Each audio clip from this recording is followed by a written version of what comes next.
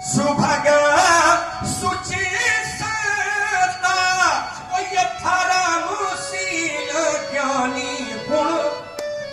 ये धर्मशील है, ये ज्ञानी है, ये गुणज्ञ है, ये महात्मा है, ये साधु है।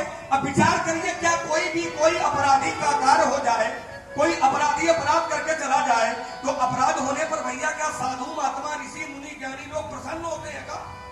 अपराधी प्रवृत्ति के लोग तो प्रसन्न हो सकते हैं, लेकिन कोई भी सज्जन व्यक्ति अपराध होने पर प्रसन्न नहीं होता है। इसलिए धर्म तोड़ने वाले ने अपराध नहीं किया है। आपकी मनोदृष्टि है, क्योंकि वो इसे तुम दृष्टि बनाए हो जो आप कह रहे थे कि जैसे जिसकी दृष्टि होती है वैसा ही वो दिखाई पड़ता है। तो तुम अपन दृष्टि बदलो।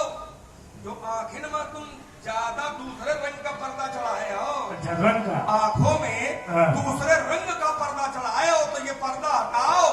क्यों? क्योंकि आंखों में जिस रंग का पर्दा चढ़ा होता है आपने कहा वैसा है वो दिखाई पड़ता है। तो वो तो ठीक है, लेकिन पर्दा तुम्हारा गड़बड़ है।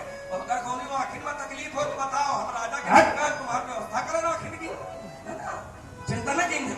अब आपने कहा कि राजा जनक ने अपराध किया है और दक्ष का फिर प्रमाण दिया है, तो मैंने पहले भी कहा था कि दक्ष ने जो किया था वो गलत था, उसका मैं समर्थक नहीं हूं।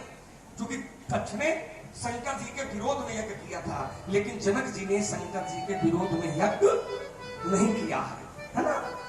आपने कहा एक चौपाई पढ़ी थी, बड़ी प्यारी लगी, और चौपाई शुरू में ही आपने पढ़ी थी क्या कि परहित लागी तजिए जो देगी उस तत् सर्त प्रशंसियतेगी।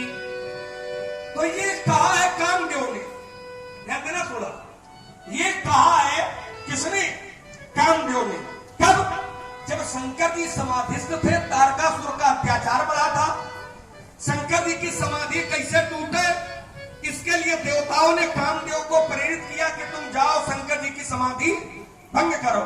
तो कामदेव ने कहा शंकर जी की समाधि भंग करना कोनो खेल नहीं है। शंकर जी की समाधि भंग होगी तो यह पक्का है कि मैं मारा जरूर जाऊंगा।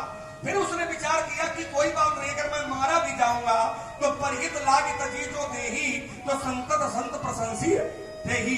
परहित में जो प्राणों का त्याग करता है संत जन उसकी प्रशंसा करते हैं। अब थोड़ा चिंतन करिए, काम ने कहा और इसी प्रसंग में काम मार दिया गया। काम ने ये कहा और इसी प्रसंग में कामदेव ने भोले बाबा को मार दिया। तब शिव तीसर नयन उभारा वो चितवत काम भय उजरी छारा। लेकिन कामदेव की किसी ने प्रशंसा नहीं की। क्यों नहीं की? इसके मूल में जाओगे तो पाओगे ठीक उसी प्रकार से धनुष ने अच्छा काम किया था, लेकिन धनुष की टूटने पर प्रशंसा नहीं हुई है। अब क्यों हुई? क्यों नहीं हुई है?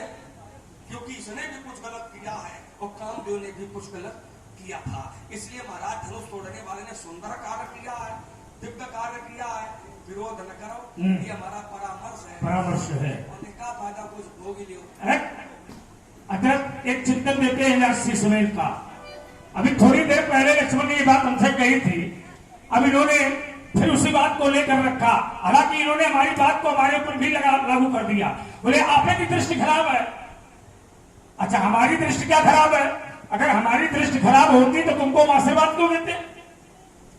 अगर हमारी दृष्टि खराब होती तो मैं सीता को आशीर्वाद क्यों देता? मेरी दृष्टि खराब नहीं है, मैंने शंकर के विशाल धनुष को टूटा हुआ देखा है।